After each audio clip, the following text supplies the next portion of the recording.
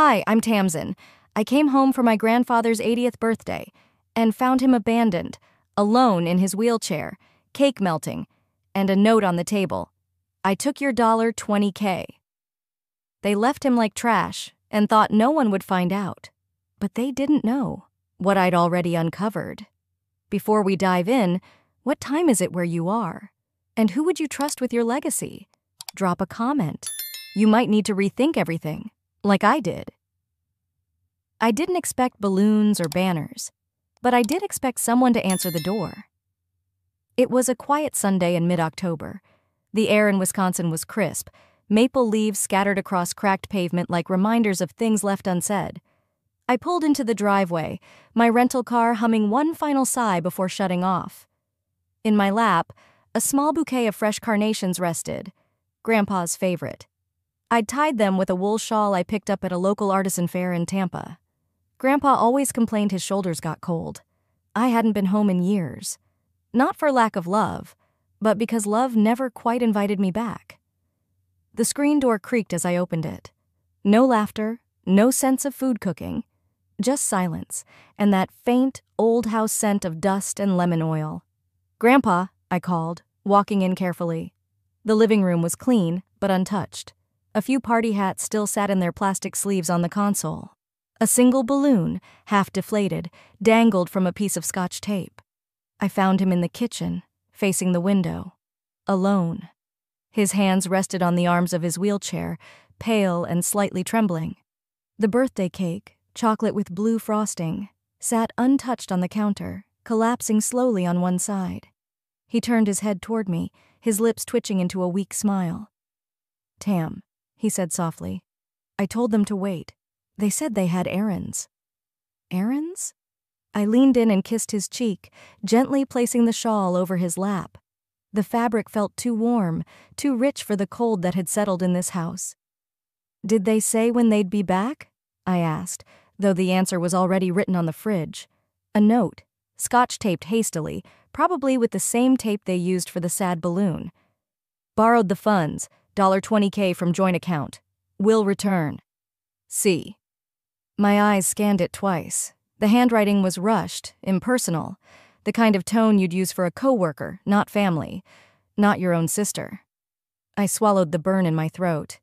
"Grandpa," I said slowly, kneeling beside him, "did Callista say anything else?" He sighed. His breath was shallow, but his voice carried weight. "I asked them to include you, told them you were coming, that it meant something to me, but they said it was complicated." Complicated. That word again. He looked away. "They didn't want to move the date." I remembered all the birthdays I'd missed growing up. Not because I wanted to, because no one told me the real time or the real location. My flight had been booked months ago, just like I promised him when we spoke last spring.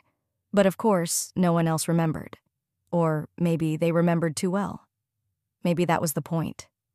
I stood slowly, walking toward the counter. The cake had started to lean like a tired soldier. I stared at it for a long moment before glancing back at the note.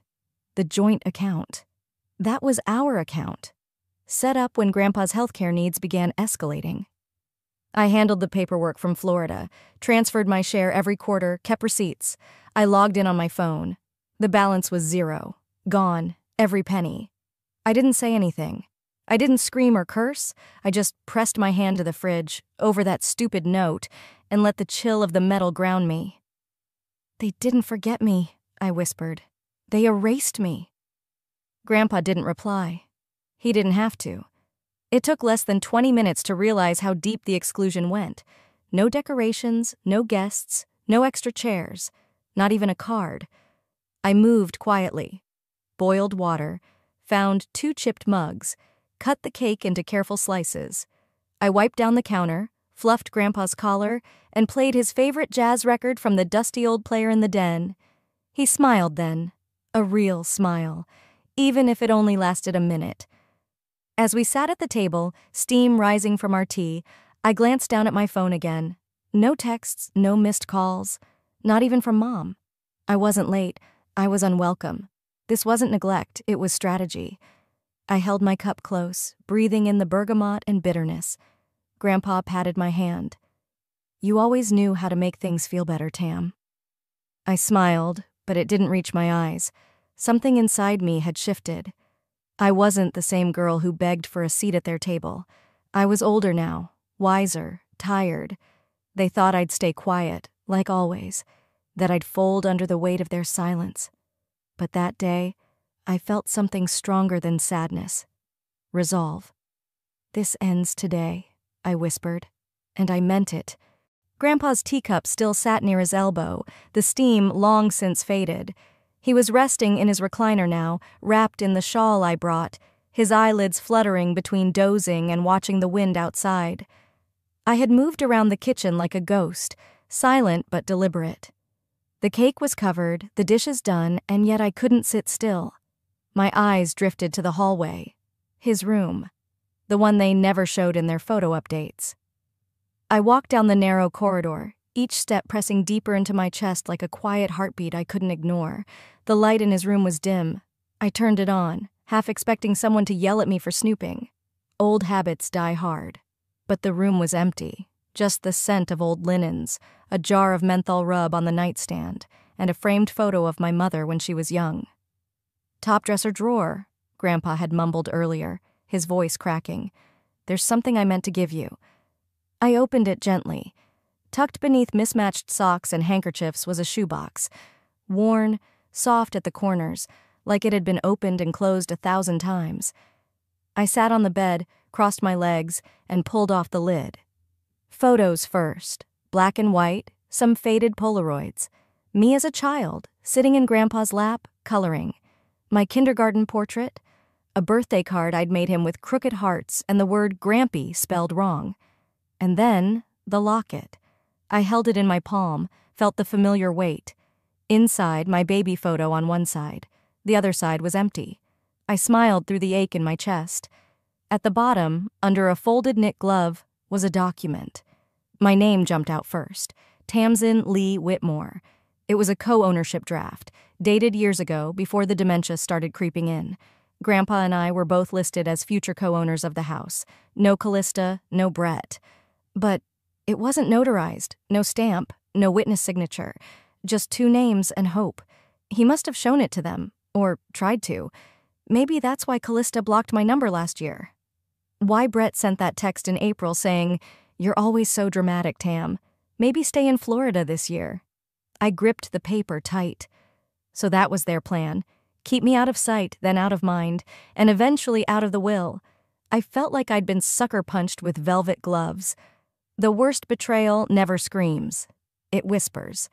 I stood, turned off the light, and slid the shoebox back just the way I found it.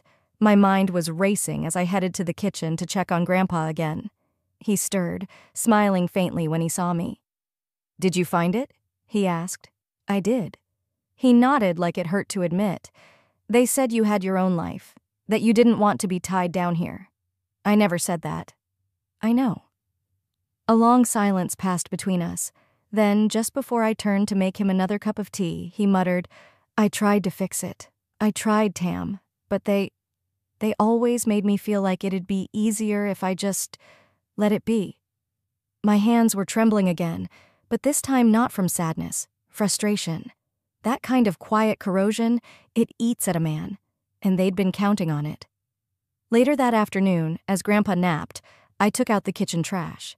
A printed flyer stuck out from the side, a glossy trifold with gold trim.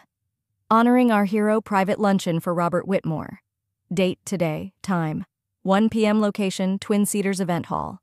I almost dropped the bag. The photo showed Brett in a navy blazer, toasting. Callista wore pearls and that smug smile she always reserved for press photos and funerals. Grandpa wasn't in the picture, because he wasn't there. I grabbed my phone, searched Facebook, and there it was, a full album. Such a beautiful tribute. "Brett and Callista, you're such angels for doing this for your dad." Comment after comment, praise built on lies. My stomach turned. I didn't realize I was crying until my thumb slipped across the screen. This wasn't about me anymore. They used Grandpa, his face, his name, for image management. He didn't even know. I sat on the couch, holding the locket in one hand, the flyer in the other. A storm began rolling in outside, sharp gusts rattling the windows, thunder in the distance. I could feel it echoing something inside me. That's when I opened my laptop. Bank statements, the joint account withdrawals, screenshots, emails between Brett and a financial planner. One I recognized from when I tried to inquire about long-term care planning. It was all there, in pieces, just waiting to be reassembled. And the note on the fridge? I took a high-res photo of it, date stamped. They thought I wouldn't come. They thought I wouldn't find out. They were wrong. I opened a blank document and started a timeline. Not for the courts, not yet. For me. Because when you've been erased, the first step is to write yourself back in. By the time the sun slipped behind the trees and the house fell into hush again, I had documented everything I could. I backed up photos to the cloud, made a folder titled Truth, and labeled each screenshot with a date. There was something about clicking Save that made it all feel real. Like I was reclaiming parts of myself they thought were disposable. I stood, stretched, and headed to the guest room to pull out fresh sheets. As I tugged open the dresser drawer, a slip of paper fluttered out and landed near my foot. A clipping. Old newsprint, brittle at the edges. I picked it up carefully. Local entrepreneurs Brett and Callista Bundy build family care legacy. There was a smiling photo of them standing outside Twin Cedars, hands clasped, like some Hallmark couple who never missed Sunday service. Below that, lines about their years of dedication caring for aging relatives and reviving the family home as a center for multi-generational love and care. Multi-generational love and care. I sat on the edge of the bed, numb. There was no mention of me. No line about the months I spent feeding Grandma pureed carrots, or the years I stayed in Wisconsin while they flew off to networking cruises and beach retreats. Not even a sentence about Grandpa's dementia diagnosis, which I researched, tracked, and made care plans for from 1,000 miles away. They'd rewritten the entire story. "They said you left us," I remember a cousin commenting once. "Said you didn't like the responsibility." No, I just didn't make it photogenic. I closed my eyes, biting back something hot rising in my throat. They weren't just stealing assets, they were stealing legacy, memory, credit. They rewrote my story, and everyone applauded, I whispered, folding the paper slowly. Later that night, the house creaked with its usual sounds, the soft groan of floorboards, Grandpa snoring gently in the recliner, wind tapping the windows like it was trying to warn me. Then came a knock, soft, tentative. I peeked through the side window and blinked. Gavin, Callista's son, 17, hoodie up, hands stuffed deep into his pockets like he was afraid they'd betray him. I opened the door a crack. "Does your mother know you're here?" He shook his head quickly. "No, I needed to talk to you." I let him in. He smelled like Axe and teenage regret. He sat at the kitchen table, eyes darting around. "They made me unfriend you last year. Told me you were being difficult, that you were trying to take what wasn't yours." My jaw clenched, but I said nothing. "I believed them," he said, voice low. "But today, I heard them talking in the car. I saw something." He pulled out his phone, thumbed through his gallery, and showed me a screenshot. It was a group chat. Brett, Callista, and a few others I didn't recognize by username. "We need to make sure she's not in the way anymore," one message read. Then another from Callista herself. "Let her play the victim. We'll own the estate either way." I stared at it, not just cruelty, strategy.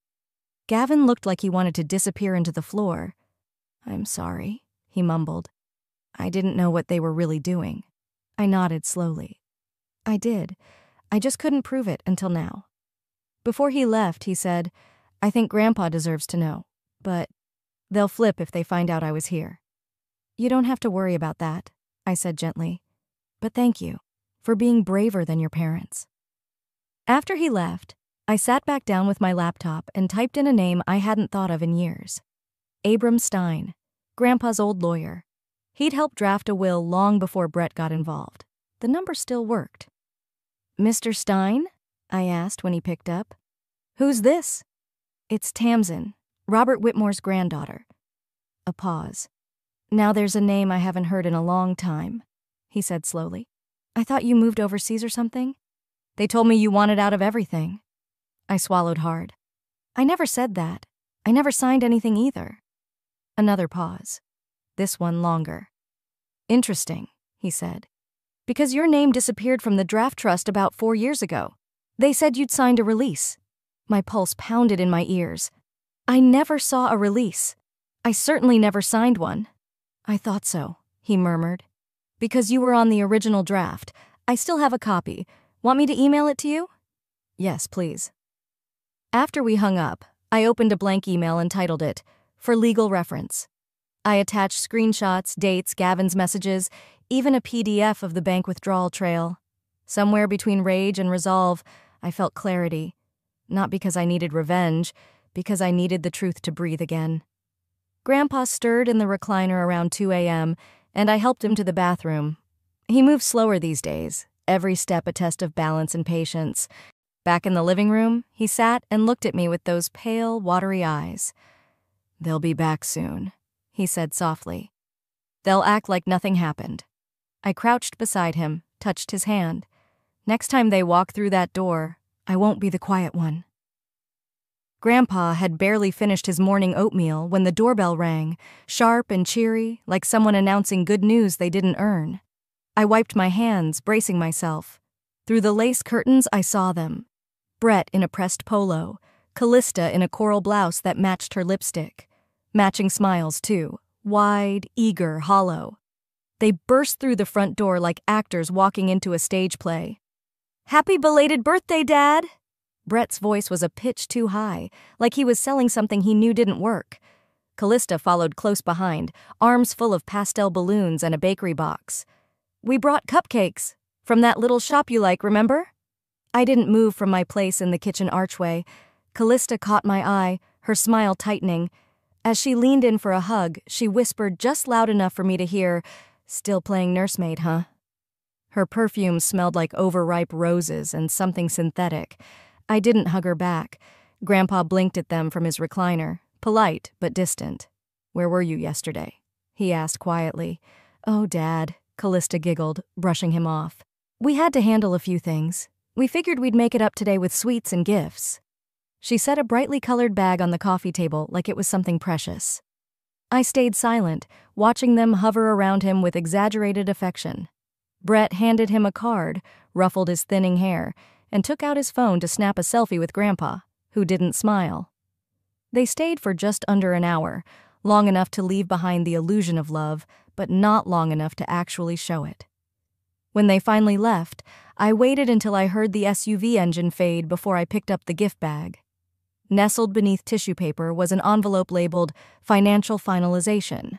No card, no note, just that. Something curdled in my chest. I opened it carefully. Legal paperwork. A reverse mortgage form, one that would place Grandpa's home in Brett and Callista's control. Grandpa's signature was already scrawled at the bottom. Sloppy, notarized. My name was nowhere on the document. I held it up to the window.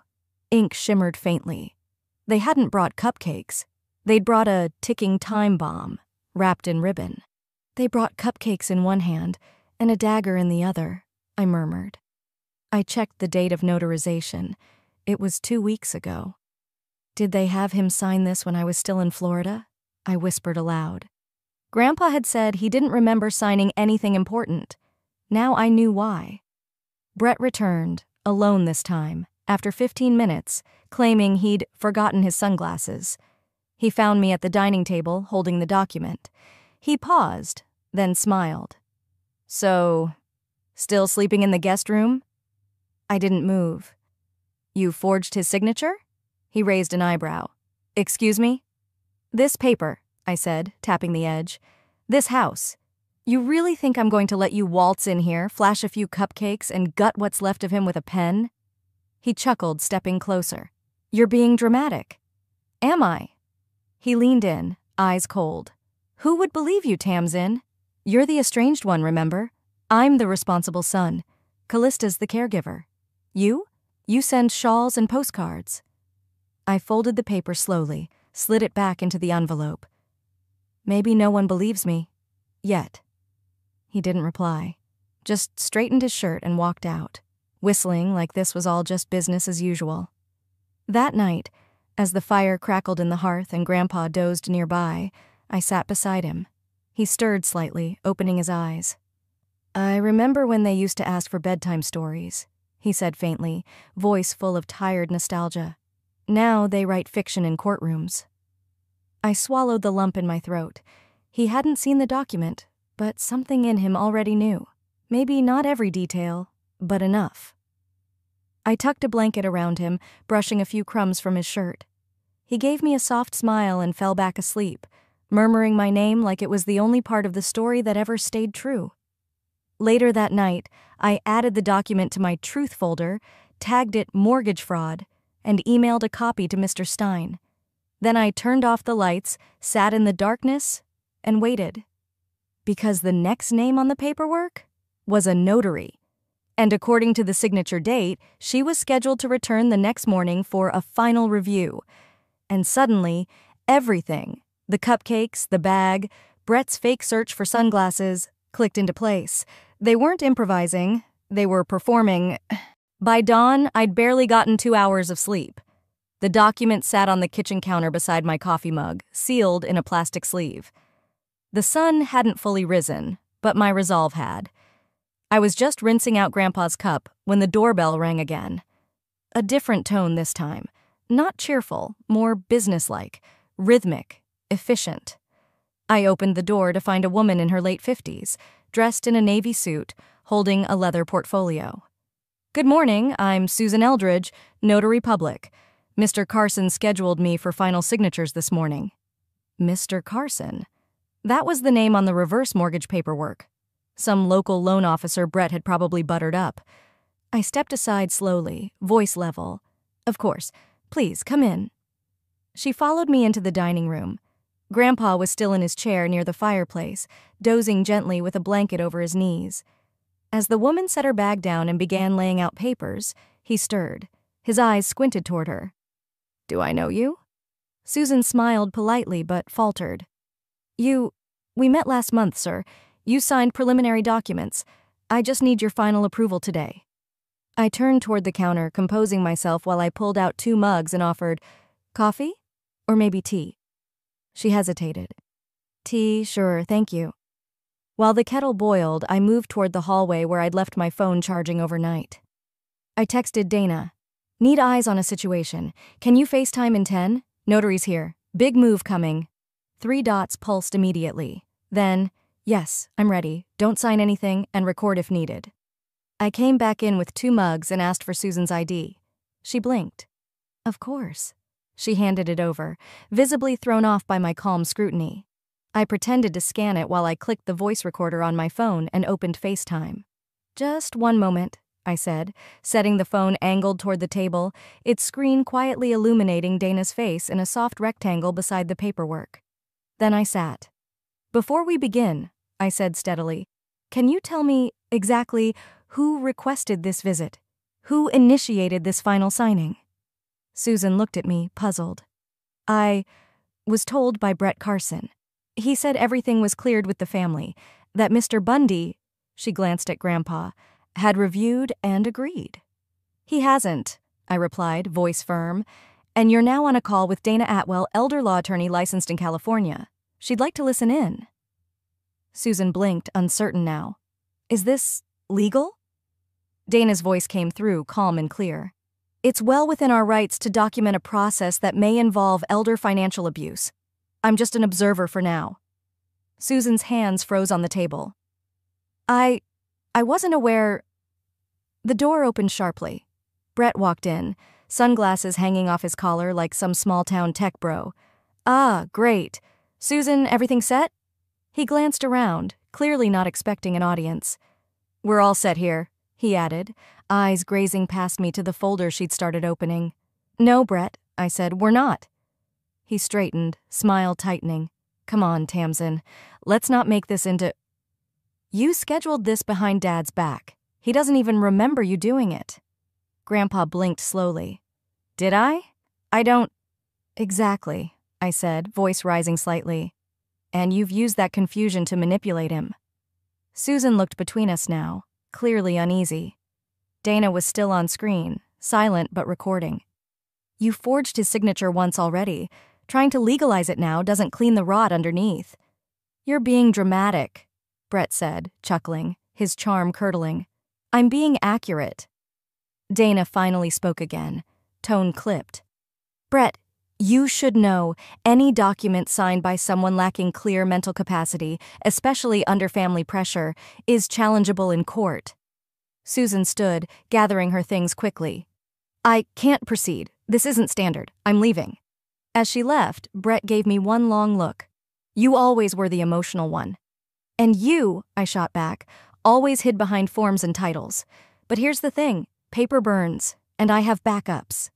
He stormed out without another word. A few minutes later, the door slammed again, this time from the side entrance. Callista entered like a thundercloud with heels. Are you trying to ruin everything? She hissed. I didn't move. If everything means lying, stealing, and manipulating a man who trusted you, then yes, that's exactly what I'm doing. Her mouth opened, then closed. She spun on her heel and left. Grandpa, still sitting quietly, looked at me with faint confusion, then nodded once. Good girl, he murmured. I sat down beside him again, holding his hand.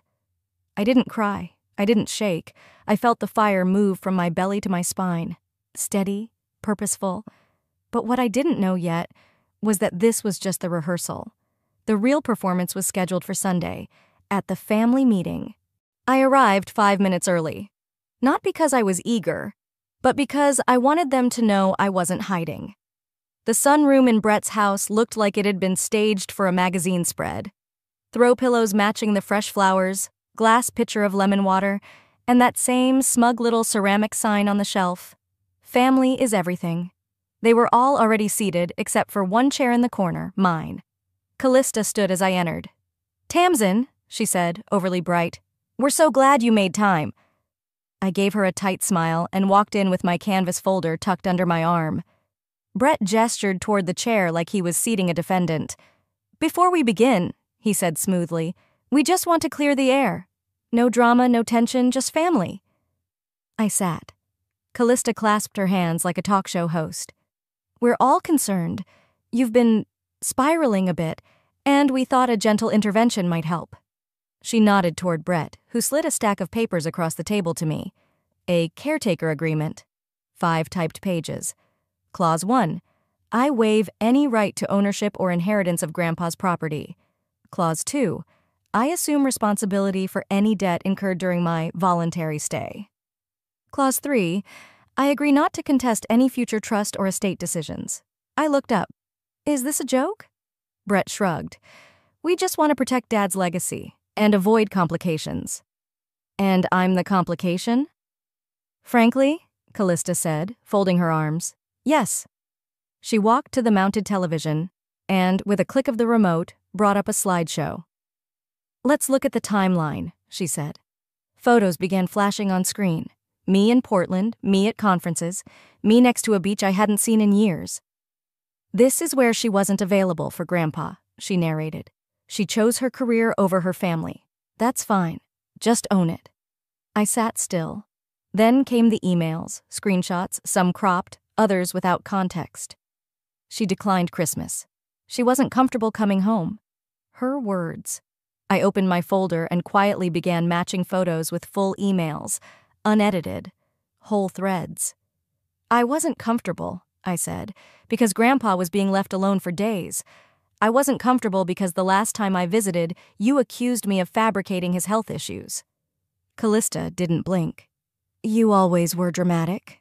I turned to Grandpa, seated beside the fireplace, head drooped slightly to the side. His eyes fluttered open briefly, then closed again. I noticed the bottle of Ativan on the side table, twice the dose prescribed. You sedated him for this? I asked, incredulous. He was agitated, Brett cut in. We didn't want him overwhelmed. Right, overwhelmed by the truth. My hands shook, but I didn't cry. You made this entire theater so you could play noble airs, while pushing away the one person who fed him, dressed him, and listened. Brett leaned back. This isn't helping anyone. No, I agreed. It never did, especially not him. Then the projector screen stuttered.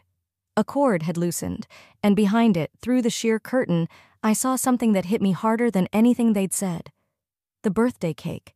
The same cake I had found melting on the counter just days before, still untouched, now crusted and dry, sitting on a plastic folding table. Forgotten. Like him. Like me. My stomach turned. Callista followed my gaze, then scoffed. "Oh, that? We were going to throw it out." "You couldn't even do that much," I whispered.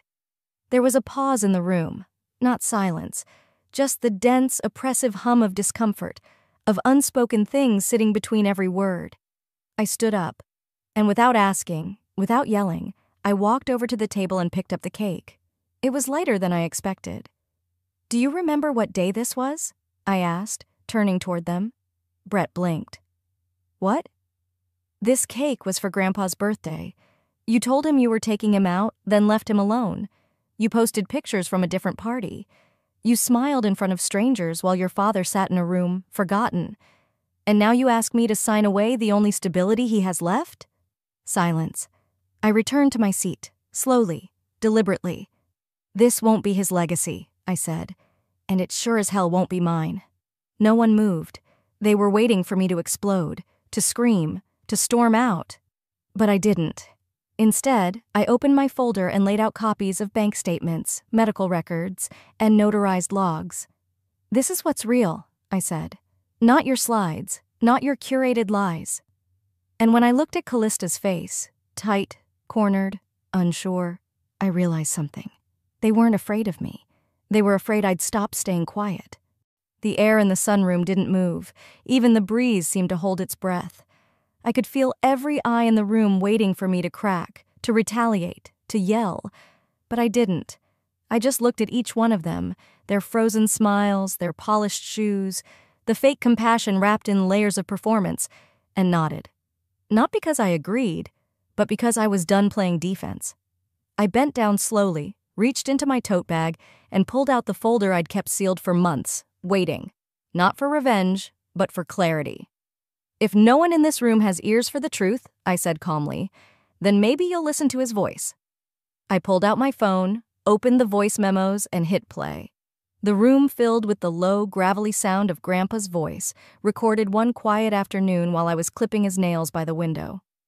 "I know they think I'm too old to notice, but I see what they're doing. Tamsin's the only one who stayed human.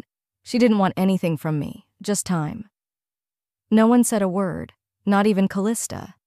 I let the silence do its work. Then I slid a second document across the table. "I didn't come to argue," I said. "I came to clarify." It was a notarized power of attorney, signed and witnessed 6 months ago by Grandpa himself, in the presence of a licensed hospice nurse and an independent notary. All legal, all binding. I tapped the paper. "This document gives me full medical and financial authority. It supersedes the one Brett waved around last week, the one with the mismatched signature and no witness stamp." Callista grabbed the paper. Her eyes darted across the page. "This is a lie. You manipulated him." "No," I interrupted. "You silenced him. There's a difference." Her lips parted, but Brett cut in. "This isn't real," he muttered, voice shaking slightly. "You can't just spring this on us." "I didn't," I said. "You just ignored it." I opened my folder again. Click. Another document. This time, a financial trail. I asked a forensic accountant to take a look at Grandpa's accounts. "Funny how his miscellaneous withdrawals lined up with payments made to your company, Brett." He paled. "You billed him for consultation fees, family legacy strategy packages. You even charged him for a patio heater you put on your own deck." "That's a business expense," Brett snapped. "We use that heater for events, for community nights." "No," I said, locking eyes with him. "You used it to host backyard wine nights with your Rotary buddies while Grandpa sat in a drafty living room without heat for 3 winters." Brett's jaw clenched, but he didn't deny it. Then I reached into my bag one last time. "This," I said, laying it gently on the table, "is the final version of Grandpa's trust. Amended and filed 3 weeks before his stroke." Callista's face twisted. "That's not possible." "It is. And it was kept in a safety deposit box in his name, box number 312, First Trust Bank, Verified this week.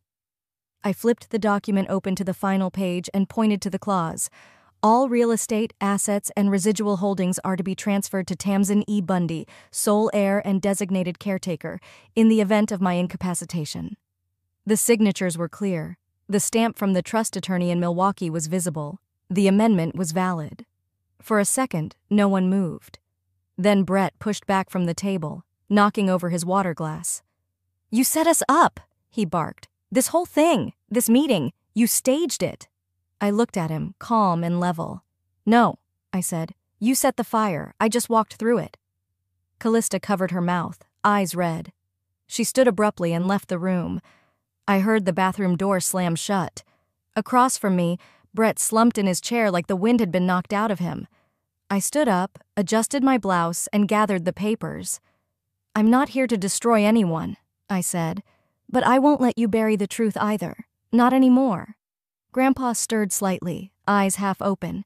His gaze met mine and lingered, just long enough to let me know he'd heard some of it, maybe all of it. As I placed the documents back in my bag, I could feel the room change. Not with shouts or chaos, but with a deeper kind of tremor. The kind that comes when the mask cracks, and you see who people really are. I didn't feel victorious. I felt free. But I also knew Brett wasn't done, and neither was I. Brett didn't leave.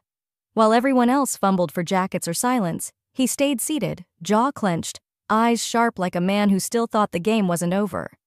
He reached into his briefcase and yanked out a thick manila folder, already dog-eared at the corners, as if it had been handled more than once.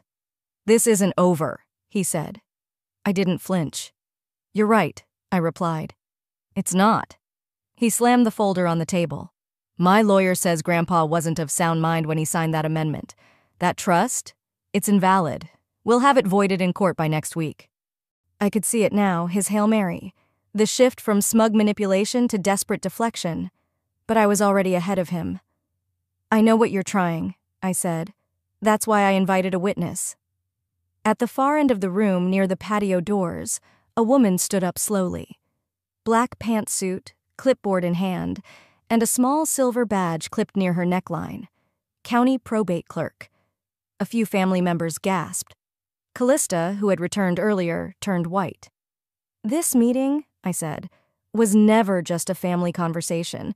It's a pre-hearing affidavit session, fully documented. Everything you've said today is admissible." The clerk gave a polite nod. "You can't be serious," Brett muttered. "You ambushed us." I shrugged. "No, I gave you a stage. You just didn't ask who was in the audience." Callista leaned toward me, voice shaky. "You think this is justice? Embarrassing everyone?" I kept my tone steady. "This isn't about embarrassment. This is about accountability." Then I turned to the clerk. "May I present the video deposition?" She nodded. I walked over to the table and connected my laptop to the small projector nearby. Brett's, ironically. I hit play. The video filled the wall behind me. It was Grandpa, sitting upright in the recliner, wearing the old flannel I'd bought him years ago, his eyes clear and expression calm. The hospice nurse sat beside him, holding a clipboard. "Today is April 11th, she said. "Can you tell us why you've asked for this recording?" Grandpa smiled faintly. "I want my family to hear this from me. Not secondhand, not twisted through someone else's mouth." He looked directly into the camera. "I've seen what greed does. I've watched people say all the right things but do the wrong ones. I want my home, my memories, my legacy to go to the one person who never treated me like an asset." He paused. "Tamsin is my executor. I trust her. I want her to have everything when I'm gone." The video cut off, clean and final. There was no speaking for a long moment. Then, as if the ground itself shifted under his chair, Brett pushed himself to standing and barked, "That could have been coached. He didn't even mention the trust." "Actually," I said, "he did. Just not in this clip." I placed another envelope on the table. This time, it wasn't thin or speculative. It was heavy with the weight of state seals, signatures, and certified stamps. "This is a full legal video deposition and amendment package. Witnessed, logged, and submitted to the county 3 weeks before his stroke. Your team had access to none of it because it wasn't filed through your contacts. It was filed by his personal hospice attorney, separate from the estate attorney you two tried to coerce. Then I dropped the last card. I walked over to the buffet table, where an innocent-looking manila envelope sat between the lemonade pitcher and a bowl of untouched olives. "I wasn't planning on sharing this today," I said. "But you forced my hand." Inside was a copy of the lake house deed, stamped and filed through the county assessor's office. "It's mine now," I said softly. Brett's head shot up. "What? You transferred it to your LLC for maintenance management, remember? You let the taxes lapse because you assumed no one would notice. But I did. I paid off the lien, acquired the rights through auction, and reclaimed the deed legally." "You bought the lake house?" Callista whispered. I nodded. "You sold off his memories like furniture. I bought them back." Brett's fist slammed the table. "You calculated all of this. You used him to come after us." "No," I said. "You ignored him. And I didn't come after anyone. I just refused to keep being the quiet one who cleaned up after your messes." The room started to shift. The performance was unraveling. Finally. A few cousins excused themselves. Uncle Drew stood in stunned silence. Even Aunt Margie wiped a tear from her cheek. Callista lowered her gaze, lips trembling. But Brett wasn't done. He lunged toward the table, knocking over a glass of iced tea, papers scattering. Two staff from the courthouse, waiting quietly near the front, stepped forward. One of them placed a firm hand on his shoulder. "Sir, you need to calm down." Brett's face crumpled in disbelief, as if the world owed him more chances. But no one moved to defend him. I gathered my papers, nodded respectfully to the clerk, and stepped outside into the sharp chill of late afternoon. The air bit at my face. My breath rose in visible clouds. But I didn't feel cold. The door behind me closed. And for the first time in years, I didn't feel like I was running from something. I was walking toward something better. Justice wasn't loud. It didn't come with applause or fireworks. Sometimes it came in the form of a folded document, a single sentence on video, a house reclaimed. This wasn't revenge, it was restoration. The drive back from town was quiet. Just the hum of tires on gravel and the occasional whistle of wind slipping through cracks in the window. Grandpa sat beside me in the front seat, dozing lightly. He hadn't said much since we left the courthouse. He didn't need to. His fingers had found mine as we walked out the doors, and they hadn't let go. By the time we reached the lake house, the sun had started its slow descent. The light turned everything gold. Trees, deck, water, even the old canoe leaning beside the shed. It was the kind of light that made you remember things you'd spent years trying to forget. I parked and helped Grandpa into his wheelchair, adjusting the blanket across his lap. His head tilted slightly toward the lake as we rolled onto the porch, his breath shallow but steady. It had taken weeks to get here, months really, but we were finally back. A small table sat near the edge of the dock. On it, a new cake. Chocolate, just like the one from years ago. Not store-bought this time. I'd baked it myself that morning, while the house still held the scent of cedar and dust and distant echoes. I lit a single candle. The flame flickered in the lake breeze, but held. "Happy 80th, Grandpa," I said, his lips curled into a gentle smile. "Is this for me?" I nodded. "Of course it is." He looked at me for a long time, and then something clicked. His eyes, clouded most days, suddenly cleared just enough. "Tamsin," he said. He remembered. Tears threatened, but I held them in. I reached for a fork, cut a soft square from the cake, and gently placed it on a small plate.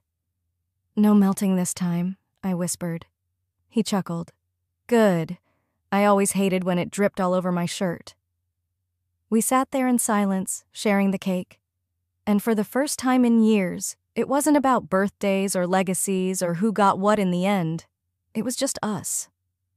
Later that evening, after settling Grandpa inside for a nap, I stepped onto the back porch, letting the night wrap around me.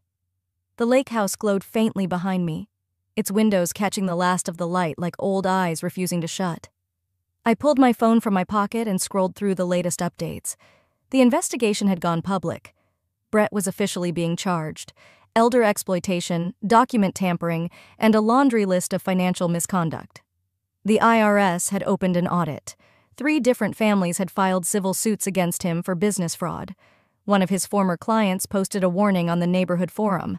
The headline read, "He'll smile while robbing you blind." I wish I could say I felt satisfaction, but the truth? I just felt done. Mom hadn't called, not even a text. Last I heard, she told a neighbor I'd orchestrated a takedown out of bitterness. She couldn't look me in the eye at the courthouse. She didn't show up for the final hearing. Maybe she never believed me. Or maybe it hurt more to admit she knew and let it happen anyway. But I didn't need her version of closure anymore. I walked into the studio room, formerly Grandpa's den. Now the walls bore watercolor landscapes from veterans I'd invited last month. The floors were scuffed from wheelchairs, but no one minded. There were blankets on the armchairs, music from a record player humming quietly in the background, and on a corkboard near the window, a pinned sign, "The Retreat at Willow Lake, for the ones who gave everything and were forgotten." We'd had 4 artists stay so far, 2 former caregivers, 1 hospice nurse, and an aging sculptor who hadn't touched clay in years. This wasn't about money. It never had been. It was about giving back what had been taken from so many: time, dignity, and stillness. As I sat down to review a few intake forms for next month's guests, the mail slot creaked open in the front door. I heard the envelope land on the hardwood. I picked it up, flipped it over. No return address, just a neat script. To the woman who changed everything. Inside was a letter. "Dear Tamsin, you don't know me, but I knew Brett. 10 years ago, he sold me a dream that turned into a lawsuit. I lost nearly everything, except my daughter. When I saw your name on the local news, I recognized the same look in your eyes that I'd worn for years: exhaustion and resolve. You didn't just protect your grandfather. You stood up to the kind of people who rely on others staying silent. You didn't just save him, you saved people like me, too. Thank you." I reread the letter twice before folding it slowly and tucking it into a leather-bound journal where I kept stories from guests, not for display, just for me. A quiet archive of resilience. I walked out onto the dock once more, the lake still as glass under the moonlight.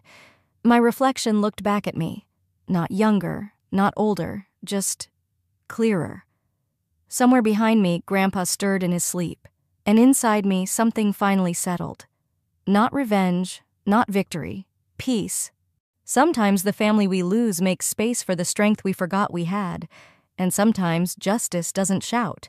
It walks in, lights a candle, and stays. Have you ever had to reclaim something your family tried to erase? Tell me in the comments. I read everyone.